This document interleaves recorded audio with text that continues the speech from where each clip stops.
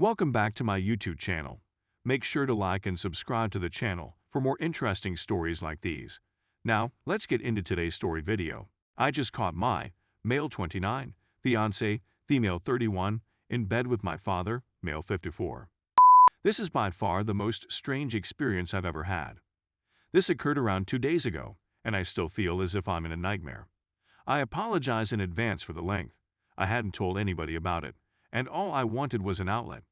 So my fiancé and I have been dating for 6 years, and I proposed to her in January of last year.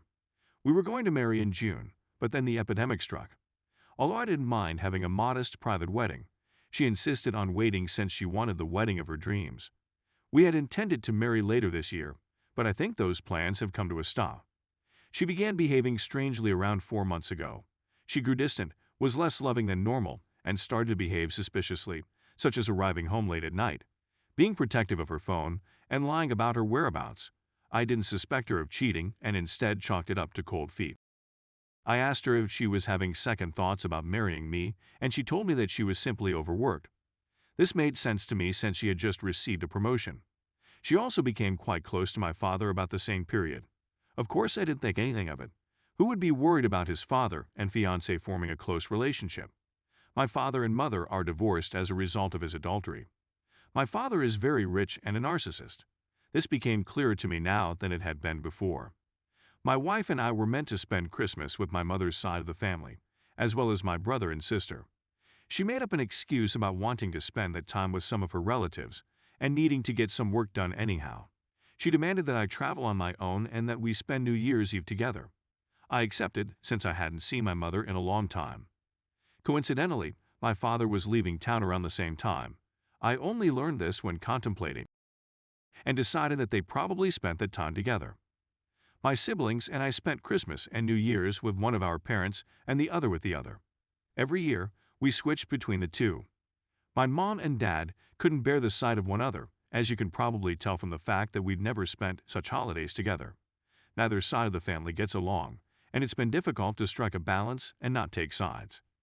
As I previously said, I had no reason to suspect her of cheating on me until she began getting calls from a number kept under her best friend's name. Karen, too, was stored as a backup, fake name. This made little sense to me since she was getting these calls when we were out to dinner with Karen and her husband. Karen was right in front of me, and she wasn't on her phone. When I glanced at the phone, then at my wife, she gave me the most "oops, I messed up" face I've ever seen. I didn't say anything while we were there, but I did question her about it on the way home. Her justification was that it was another Karen from work. I requested to view her phone, but she refused. She complained that I'd be violating her privacy and that she didn't like being accused of something so heinous. I mentioned how she'd been behaving suspiciously lately and how her refusal to show me her phone was only pointing to her doing something dirty. She maintained she wasn't and that the talks and the text messages were private. I mistakenly let it go after much back and forth. Fast forward to the present, and her conduct hasn't changed much. It just became worse as she continued to deny anything was going on. I was supposed to go on a business trip for a week on Monday. Fortunately, my flight was canceled owing to snowstorms and my vacation was postponed. When I went home, I saw my father's vehicle parked outside. It's my father. He's surely only passing through, right? When I get inside, I don't see him or his fiancée. I yell out, "Where are they?" and I hear rushing upstairs in my bedroom. My fiancée is agitated as I go towards my bedroom, begging that I wait for her below. When I ask her where my father is, she claims she has no idea. However, his automobile is parked outside. He has to be here. When I go to the bedroom door, it's locked. When I ask her to open it, she replies she's getting ready. The concept of them together hadn't even occurred to me throughout this whole period. When I beg her to open the door, she tells I should wait below. I could now hear multiple footsteps from inside, and that's when it occurred to me what was going on. In a hurry, I kicked the door down, and I wish I hadn't seen what I did. My father was in my room, fumbling to put his trousers on while my fiancée wasn't just wearing her panties. I was utterly taken by surprise. What I was seeing astounded me. My fiancé burst out laughing and yelled something along the lines of "It's not what it appears to be. I can explain." The cliché nonsense. I was looking at my father the whole time, watching him get ready. At one point, I wondered whether I shouldn't simply beat the heck out of him right then and there. But I couldn't do it. I didn't have the stamina. I was completely defeated. I just got back into my vehicle with the bag I intended to take on my work trip and drove away. My fiancé attempted to stop me and even attempted to jump into my vehicle as I drove away. I got into a motel and have been staying here ever since. Calls and messages from both of them, as well as other relatives and friends, have deluged me. I haven't talked to anybody, and I haven't returned any of their phone calls. This hurts a lot. I'm not sure what I'm expected to do. Why would they do such a thing to me? Why would he choose my fiancé out of all people? I've spent the last 2 days weeping and drinking, and I have no idea what I'm meant to do. Has anybody else gone through anything similar, and if so, how did you find the fortitude to keep going? I could go on, but that would be a rant. How am I expected to deal with such betrayal? I need assistance. Anything? Story 2. I hate myself for posting this. Just need to get it off my chest. I come from one of the Nordic nations. I've had a difficult 6 months and honestly don't know how to deal with it constructively.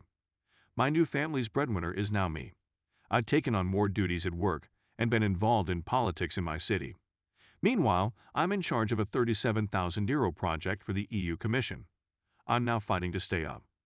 My family fully supports me. Nevertheless, the majority of my family has died away.